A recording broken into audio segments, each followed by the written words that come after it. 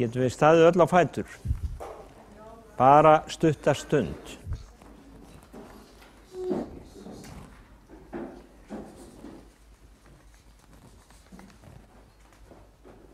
Við ætlum að biðja saman. Faðir vor, þú sem ert á himnum, helgist nafnið þitt. Tilkomi þitt ríki, verði þinn vilji, svo á himni sem á jörðu. Gef oss í dag vort daglegt brauð, fyrirgef oss vorar skuldir, svo sem við og fyrirgefum vorum skuldunautum. Eigi leiðu þú oss í freistni, heldur frelsar oss frá illu, því að þitt ríkið, mátturinn og dýrðin að eilífu. Amen. Amen. Gjörðu svo vel að fá ykkur sæti.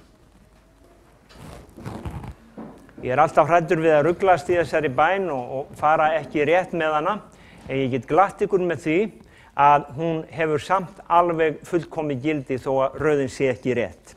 Og við erum að læra það núna hvað þessi bæn þýðir. Það var ung stúlka sem bað alltaf, Faðir vor, þú sem ert á himnum, og í Lambadal.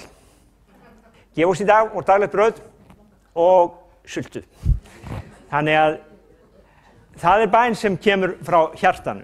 Hún vildi hafa Guð þar sem hún var. Og í dag þá ætlum við að fást við fyrirgefningu, fyrirgef oss, vorar skuldir.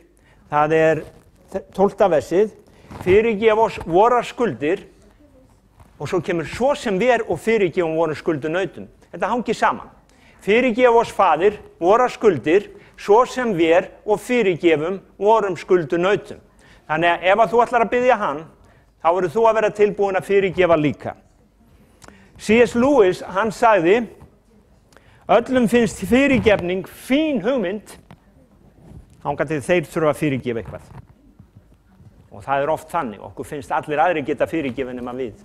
Það að segja, okkur finnst sjálfsagt þegar allt leikur í lyndi hjá okkur að segja einhverjum öðrum að fyrirgefa, en svo þegar það hendir mig, að þá það kannski aðeins öðru vísi.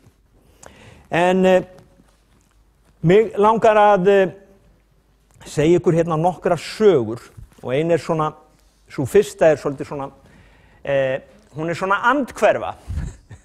En það voru systur sem hétu Mary og Mabel, áttu heim í Bandaríkjunum, og þær voru á áttræðisaldri og þær höfðu farið í taugarnar á hvor annar í mörg ár. Og svo það að daginn þá voru Mabel mjög alvarlega veik og flutt á spítala. Og góður vinur systranna, hann segir við Mary að hún verði að fara og biðja Mabel fyrirgefningar meðan enn tími til að gera upp hlutina. Svoleiðis að hálfnauðu að þá fer Mary og hún heimsækir systur sín og segir, Mabel, þú hefur verið erfið að búa með öll árin, en ég vil samt fyrirgefa þér alla þá hræðilegu hluti sem þú hefur gert mér og þú þarft að fyrirgefa mér líka. Eftir smá stund hugsar hún sig og þá segir hún, en Mabel, ef þér skildi nú batna, þá glemdu því sem ég sagði. Þannig að það ekki mjög djúpt. Síðan hérna önnur, það tvær aðra sögur sem ég langar að byrja með og vitna í. Það var lítill drengur sem var í heimsókn hjá afa og ömmu, og hann var nýbúinn að fá svona teygjubyssu. Við hvað teygjubys maður skýtur svona steinum og hérna, ég man eftir þess að þetta var ægilega gaman að eiga teygjubyssu. Svo það að hann fer út í skóg og hann að æfa sig með teygjubyssuna og hann setur upp skotmörk og hann hittir aldrei neitt. En svo kemur hann heim í garðinn hjá ömmu og þar svona, amma átti önd sem var svona gæludýr. Og hann svona í hálfkæringi miðar á öndina og viti menn að nú hittir hann og öndin dettur dauð niður. Og hann fer náttúrulega í algjöra panikk og lítur í kringum sig og felur öndina á bak við einhvern tréstabla, en þá sér hann Sally systir, hún hafði séð allt saman, hún var upp í glugga. Og svo það eftir mat þennan dag að þá segir amma, Sally, nú skulum við koma og vaska upp. En Sally, hún sagði, Johnny, hann sagði mér að hann vildi hjálpa til í eldhúsinu í dag. Og svo hvíslaði hún, þú manst öndin, Johnny? Og seinna þennan dag að þá kemur afi og hann segir við börnin, eigum ekki að fara út og fiska. Og þá segir amma, mér þykir þá leiðilegt, en Sally, hún þarf að hjálpa mér að undirbúa kvöldverðin. Sally, hún brosti alveg út af eyrum og sagði, búið að sjá það, Johnny ætlaði að gera það. Þannig að Sally fór með afa að fiska og Johnny, ræfillinn, var heima. Nú eftir nokkra daga, þá var Johnny, hann var orðinn svona svolítið uppgefinn á að gera alltaf verkin hennar Sally og gera sín eigin verk líka, að hann ákveður að fara til ömmu og játa syndir sínar og segja ömmu að hann hafi drepið öndina. Og þá það sem amma segir, ég veit, Johnny, og gaf honum svona faðmlag. Ég stóð í glugganum og ég sá allt þegar þú skaust öndina og ég fyrirgaf þér að því ég elska þig. Og ég var að velta þig fyrir mér hversu lengi þú ætlaðir að leyfa Sally að hafa þig sem þræl. Og við komum kannski aðeins inn á þetta í ritningun á eftir. Þetta svona skemmtileg saga, en hér önnur alvarlegri saga. Það kona sem kemur að eiginmanni sínu með annarri konu. Og þótt hann grápaði fyrirgefningu, þá vildi ég bara, hún segir frá sjálf, þótt hann grápaði fyrirgefningu, þá vildi ég bara leyfa honum að finna fyrir því. Ég sótt skilnað, jafnvel þótt börnin okkar bæðu mig að gera það ekki. Og 2 árum síðar, þá var eiginmaður minn enn að reyna að fá mig tilbaka. En ég vildi ekki sjá hann. Hann hafði sært mig og ég vildi bara hefnd. Að lokum gafst hann upp og giftist ungri ekki með 2 börn og endurbyggði líf sitt án mín. Og þau öll svo hamingjusöm. Ég bara einmana og vansæl kona sem lét beiskju stjórna lífi mínu. Og það ekki spurning það að ótrúmennska röng. Það ekki spurning hér. En án fyrirgefningar, hvað eftir? Eða væri ekki fyrirgefning, systkini? Hvernig myndum við lifa okkar lífi?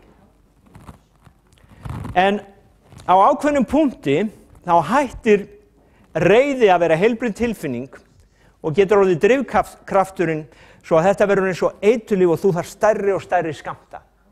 Við þekkjum öll fólk sem þannig. Og þú fjarlægist fyrirgefninguna því án reiðinnar hefur þú enga orku. Og ég svo hissa stundum á fólki sem þrífst á. Það virðist fá sína orku bara af því að vera reitt. Og að tala illum aðra og já, það einkennileg fæða. Beiskjan banvæn, hún drepur, hún eitrar sálina. Svo hvernig getur þú komið í veg fyrir að þú beiskur þegar þú hefur verið særður? Jú, það leið. Þú getur horft í augu hans sem sýndi þér miskunn þegar engin annar myndi hafa gefið þér annað tækifæri. Og þegar við horfum á Jesú, að þá getum við fyrirgefið. Og þess vegna það fyrirgef og svora skuldir, svo sem við og fyrirgefum vorum skuldunautum. Nú, góðu fréttirnar að þú munt aldrei þurfa að gefa meiri náð til annara heldur en Guð hefur gefið þér. Og mér langar að líta á nokkra ritningarstaði. Ég vona að mér takist að vera stuttorður í dag. Vitið það alltaf mesti vandinn að vera stuttorður. Eftir því sem ég skrifa meira niður að því stuttorðar ég. Sumir predika blaðlaust og segja sömu hlutina í 2 tíma. Jæja. Matteus 6:12, einu sinni enn, fyrirgef og svara skuldir svo sem við og fyrirgefum vorum skuldunautum. Matteus 6, 14, 15, ef þér fyrirgefið mönnunum misgjörðu þeirra, þá mun á Faðir yðar himnesku fyrirgefa yður. En ef þið fyrirgefið ekki öðrum, mun Faðir yðar ekki heldur fyrirgefa misgjörðir yðar. Síðan skulum við lesa Matteus 5, 23-24.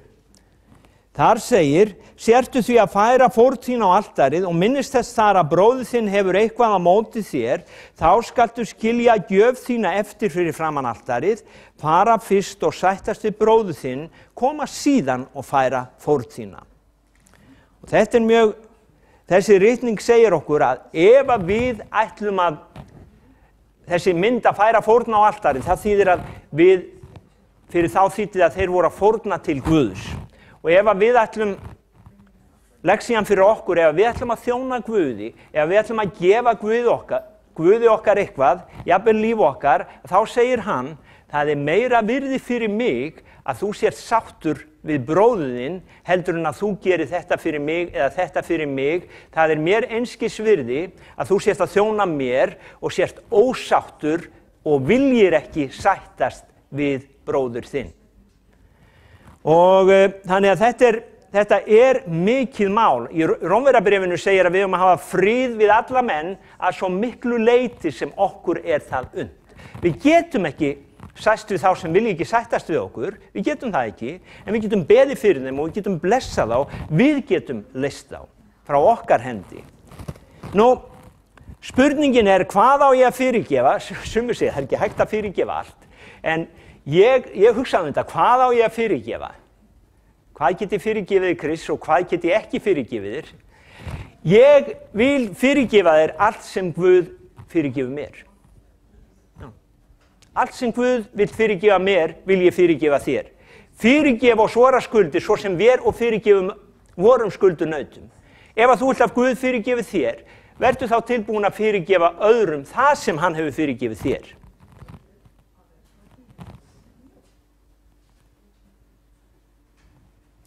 Það getur verið mjög erfitt. En mér langar að ég hef nokkra punkta hérna úr svona stórum doðranti ráðgjöf sem ég á. Og þar segir, passar kannski hérna inn í að fyrirgefning er ekki endilega lækning, getur verið það. Ef það er eitthvað lítið að þá kannski, kemur lækningin bara leið og fyrirgefningin kemur, en stundum er fyrirgefning bara byrjun á lækningunni. Nú, fyrirgefning er ekki alltaf bara ákvörðun, byrjar samt sem ákvörðun.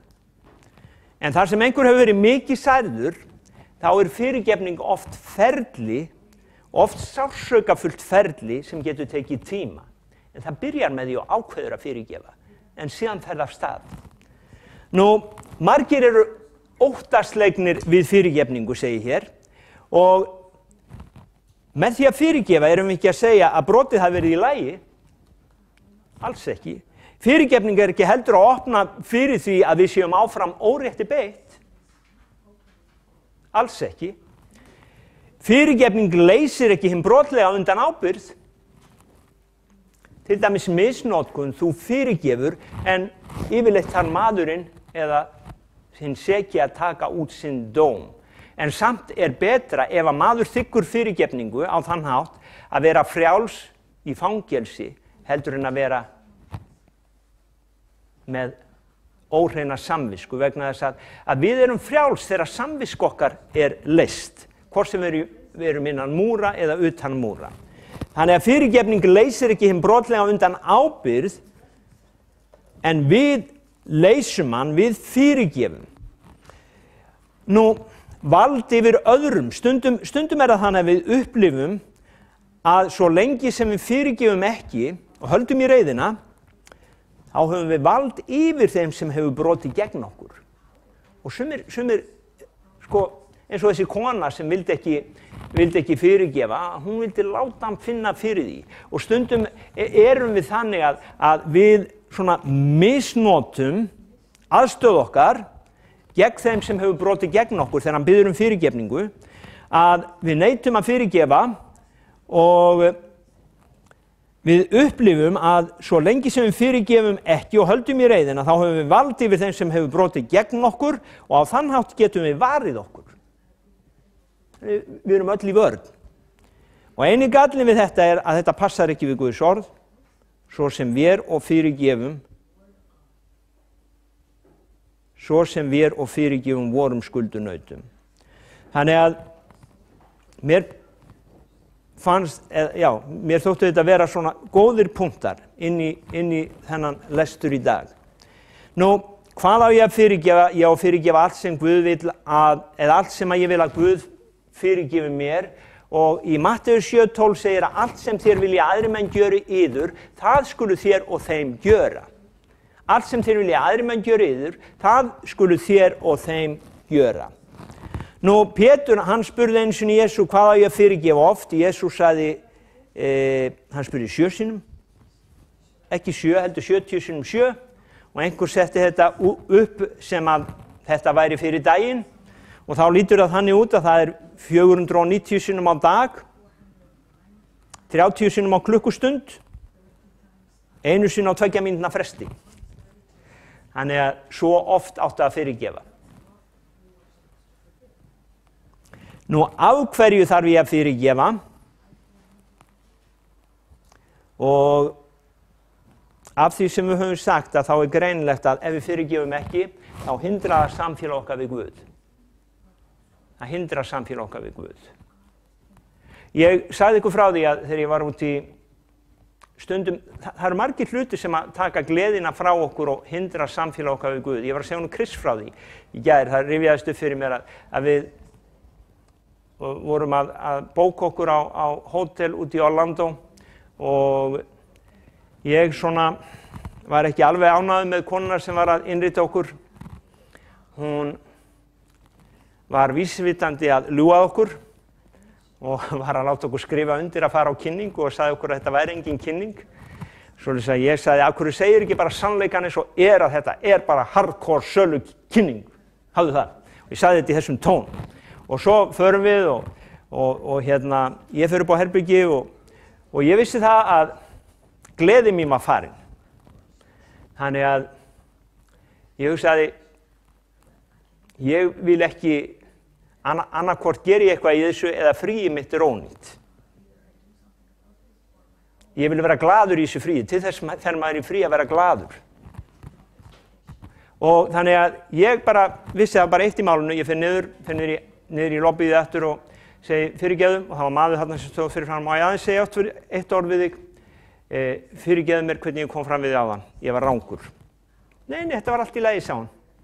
Nei, sagði ég, það var ekki allt í lagi. Fyrirgefðu. Þá sagði hann, þakka þér fyrir. Og málið er það að við leysum okkur sjálf og við leysum líka aðra þegar við fyrirgefum. Nú, þá hringir Guð í einhvern. Hann sagði að hann Freddy Fillmore, við svörum aldrei í símanum á samkomunum að Guð sé að hringja. Eftir það segja ég alltaf ef síminn hringir að nú hringir Guð. En af hverju eigum við að fyrirgefa? Jú, fyrsta lagi, ef við fyrirgefum ekki þá hindrar þetta samfélag okkar við Guð. Í öðru lagi að þá gefum við djöflinum færi. Í Efesusbréfinu 4:27 segir að við gefið ekki djöflinum neitt færi. Efesusbréfi 4:27 og 2. Korintubréf, þar er Páll að tala til Korintumanna og ég ætla að lesa það, 2. Korintubréf, 2. kapli 10. vers, en hverjum sem þið fyrirgefið, honum fyrirgefið líka, og það sem ég hef fyrirgefið hafi ég þurft að fyrirgefa nokkuð, þá hefur það verið vegna yðar fyrir augliti Krist til þess að við verðum ekki vélaðir af Satan. Það getur.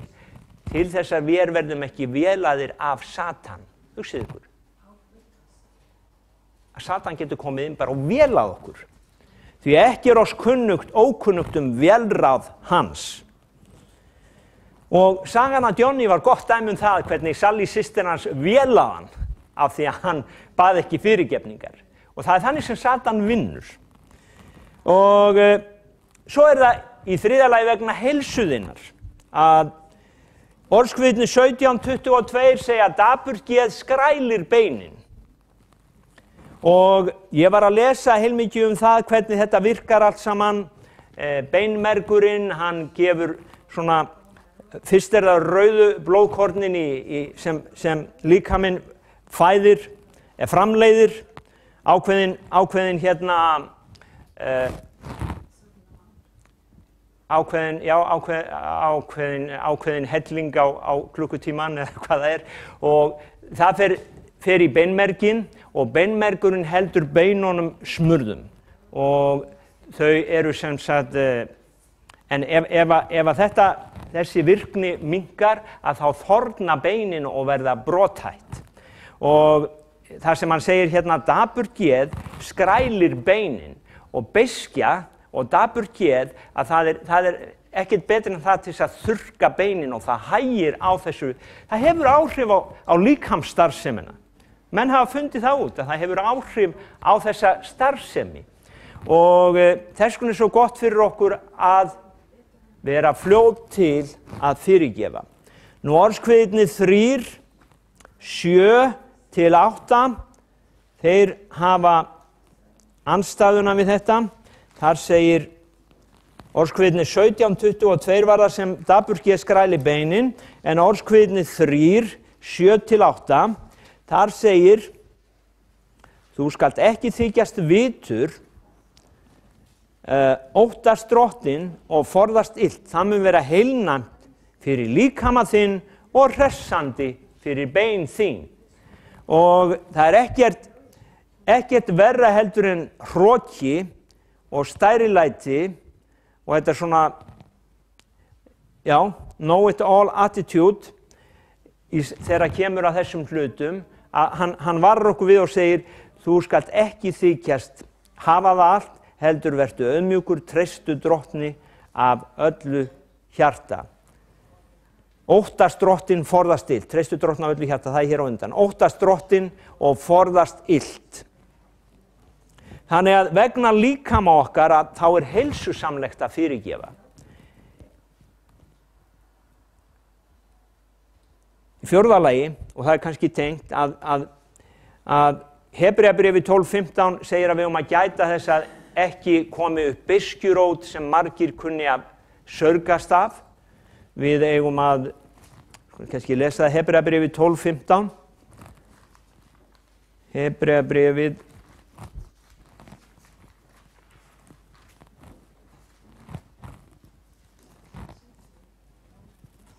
Hafi gát á enginn missa náð Guðs, enginn beiskjurót renni upp sem truflun valdi og margir sörgist af. Hafi gát á að enginn missi af Guðs náð og enginn beiskjurót renni upp sem truflun valdi. Þannig að beiskjan hún veldur truflun, ekki bara í okkar lífi, heldur oft í lífi þeirra sem í kringum okkur. Vegna þess að það svo einkennilegt að með beiskju að fólk vill alltaf gefa öðrum að smakka. Og síðan verður það þannig að það eru fleiri sem að verða beiskir. Og það eru fleiri sem að, sörgast. Þannig að við erum vöruð við því að ekki renni upp beiskjurót. Að við getum plantað einhverjum ávexti sem heitir beiskjurót eða beiskjutré og síðan geta aðri farið að borða af þeim ávexti og það veldur truflun. Nú, Guð, hann faðir miskunnsemdanna og hann Guð sátta. Það segir í Jakobsbréfinu þegar verið að tala þá speki sem kemur að ofan að hún í fyrsta lagi hrein.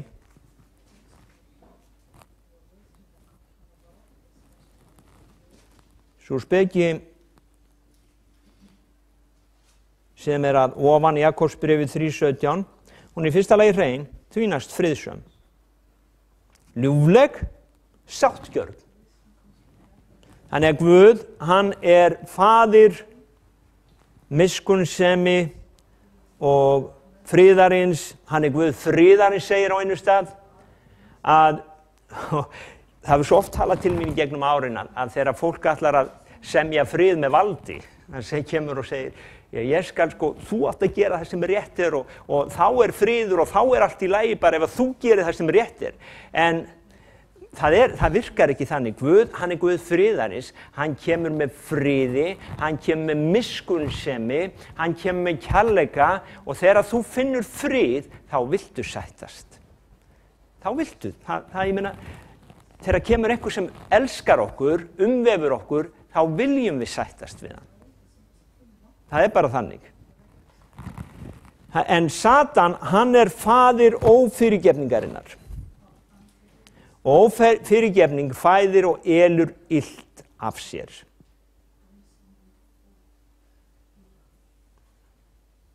Þannig að Lúkas 6:37, langar að lesa það og við erum að koma hér að lokum. Lúkas 6:37.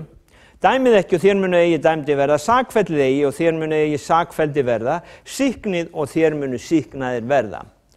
Ég man að ég kendi þetta á biblíuskóla út í Kenía og þá gaf Guð mér þessa lýsingu að orðið að sýkna, það ein þýðing hún notar að sleppa.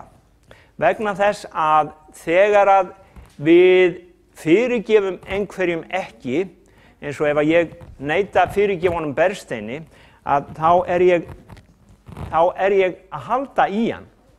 Og kannski það svo skrítið að ég get haldið kannski í, segjum að Bergsteinn væri í frakka eða einhverju, að ég get haldið í frakkalafið hans á þess að hann finni fyrir því. Og margir halda í fólki í mörg ár og Bergsteinn veit kannski ekki að því að ég held í hann og hann getur verið frjáls, það getur verið tvær hliðar á því, að hann vill ekki fyrirgefa mér og þá heldur hann í mig og við höldum hver í annan og við erum bundnir saman á einhvern hátt, á leiðilegan hátt.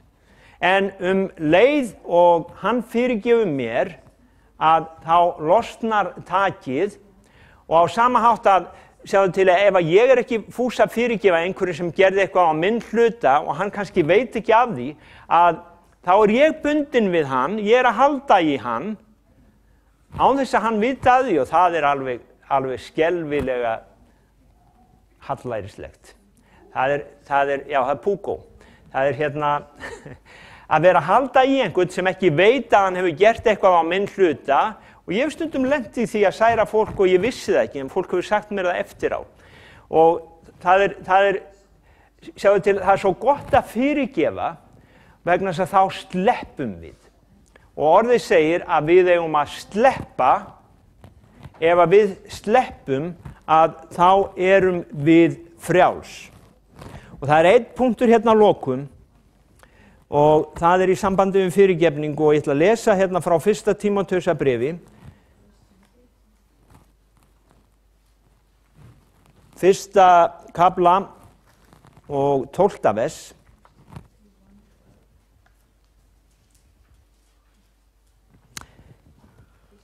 Ég þakka, 1. Tímóteusarbréf, kafli 1. Ég þakka honum sem í styrkan gjörði í Kristi Jesú drottni vorum, fyrir það hann sýndi mér það traust að fela mig þjónustu. Mér sem fyrr var lastmælandi, ofsóknari, smánari. En mér var miskunnarsökum þess að ég gjörði það í vantrú, án þess að vita hvað ég gjörði. Náðin drottins vors var stórlega rík með trúnni og kærleikanum sem veitist í Kristi Jesú. Það orðið satt og í alla staði þess vert að við því sé tekið að Kristur Jesús kom í heiminn til þess að frelsa synduga menn. Og ég þeirra fremstur. En fyrir þá sök var mér miskunn að Kristur Jesús skyldi sýna mér fyrstum gjörvallt langlindi sitt, þeim til dæmis hann munu trúa til eilífs lífs. Og það sem ég langar að segja þetta að ef þú getur ekki fyrirgefið sjálfum þér eftir að hafa skilið fyrirgefningu Guðs, þá hefur ekki meðtekið náð hans og fyrirgefningu. Ef þú getur ekki fyrirgefið sjálfum þér, eftir að hafa skilið, að þá ekki meðtekið. Og málið með Pál, að hann ofsótti söfnu Guðs. Hann lét jafnvel taka af lífi fólk sem elskaði Jesú. Og hann var smánari. En það sem gerist að þið þekki söguna að Jesús birtist honum og allt það. En hugsið ykkur Pál postula að nú hittir hann kannski fjölskyldu einhvers sem að hann hafði látið tortíma eða kvelja eða að hvernig leið Páli. Það sem Páll að segja hérna að hann að tala þessa náð sem var svo mikil og svo rík að Páll hann gat vitað allt þetta og hann gat lífað með þetta og hann gat honum gat liðið vel og hann gat verið blessaður í drottni vegna þess að hann hafði meðtekið fyrirgefninguna og hann var gjörsamlega leystur. Hann var leystur, hann vissi hvað hann hafði gert en samt var hann leystur. Og ég hugsa að það eru fáir sem að kannski geta höndlað þetta. Að hafa kannski drepið mann, hafa kannski tortímt mönnum og horfast í augu við það, muna það, en samt að segja Jesús Kristur, hann fyrirgaf mér að því ég gerði það óafvitandi í vantrú. Og svo segir hann að þetta að honum var fyrirgefið, það dæmi fyrir alla þá sem á eftir koma, að það alveg sama hvað þú hefur gert. Ef þú meðtekur fyrirgefningu Guðs, þá getur þú fengið fyrirgefningu og ekki bara það, þú getur fengið réttlætingu. Ef þú ert réttlættur, þá ert ekki lengur sekur. Og þú getur líka fengið fyrir blóð Jesú hreina samvisku. Hugsið ykkur, að maður sem hefur gert allt þetta, hann getur fengið hreina samvisku fyrir Jesú blóð. Hebreabréfið talar samvisku okkar fyrir Jesú blóð. Þannig að bara þegar við hugsum þessa fyrirgefningu, hvaða mikill kraftur í henni, að maður sem hefur gert bara sekur það sem að bara, það sem mannlega talað ómögulegt að fyrirgefa, hann getur upplifað það að vera bara hreinn og beinn, líða vel og vera að segja öðrum frá Jesú. Mér finnst það alveg stórkostlegt. Og að þetta eitthvað sem bara Guð getur gert í hjörtum okkar. Það engin, þú getur ekki gert þetta, alveg sama hvað þú vinnur í sjálfum þér. Þú getur ekki búið þetta til. Það bara blóð Jesú sem getur réttlætt okkur og sem getur sett okkur á þennan stað að við erum laus við meðvitund synd. Þess vegna er ég svo þakklátur fyrir fyrirgefningu Jesú Krist.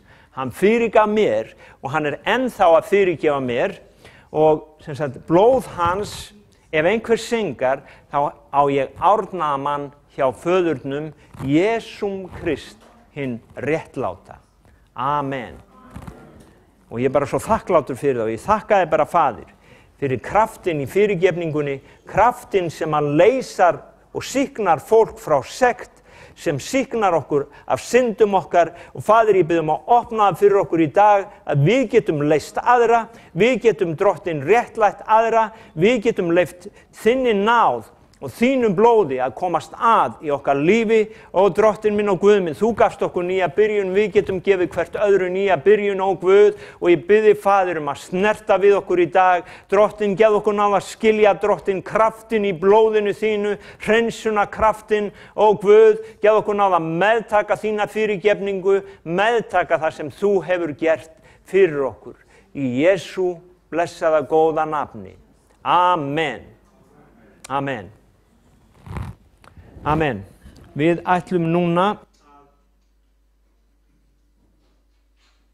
hafa skýrnarathöfn og ég ætla að biðja hana Amöndu mína að koma hérna. Standa hérna hjá mér. Og þú ætlar að segja okkur af hverju þú taka skýrn. Ég langar að taka skýrn og því ég vil bara játa Jesú Krist sem leiðtoga lífs míns við Guð og menn og ég vil vera heppin af Jesú Kristi. Amen. Takk fyrir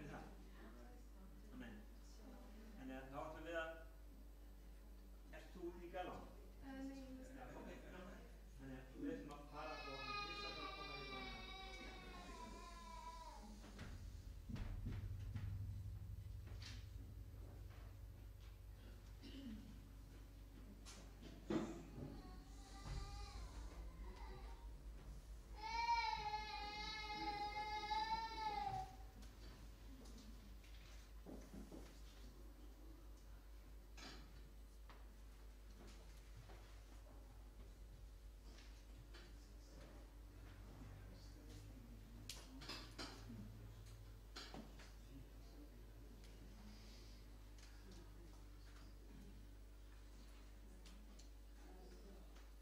Takk fyrir samveruna, skoðar.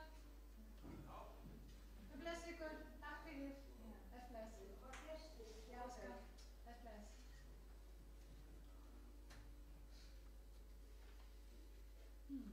Matthew 28.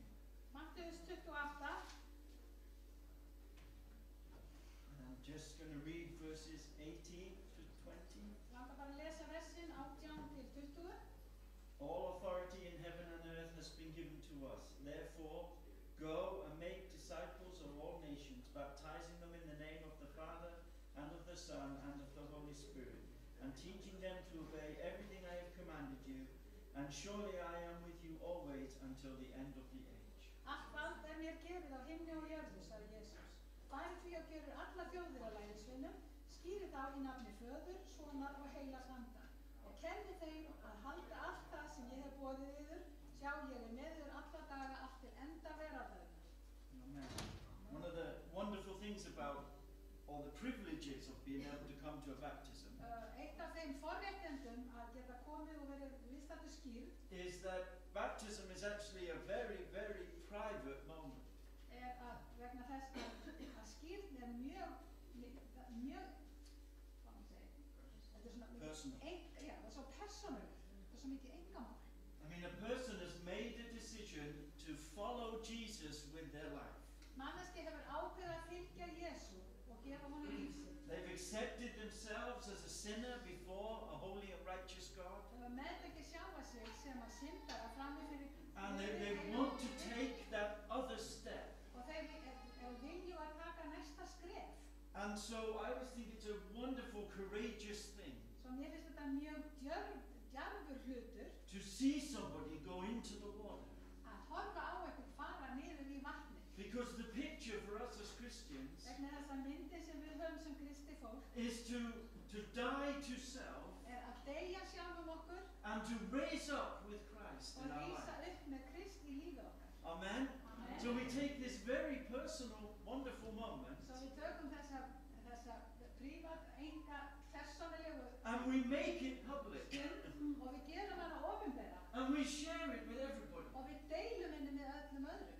because we are proud to stand with Jesus. Vegna þess að við erum stolt að standa með Jesú. Because we've made a decision. Vegna þess að við höfum tekið þessa ákvörðun. And those of us that have been through the water, Og við sem höfum gengið í gegnum vatni, we understand við skiljum the það. privilege. Þau forréttindi. And as we see this young lady Og þess að við horfum á þessa ungu stúlku commit herself að gefa sjálfu sig. to die to self but rise up with Christ. Að deyja sjálfu sér er að rísa upp með Kristi. Brothers and sisters in Christ, Bræður og systur í Kristi. it's a good moment to remember Þetta er yndisleg stund til að muna. our own journey through the water. Og muna og minnast þess þegar við fórum sjálf undir vatnið. Amen? Amen. Amen.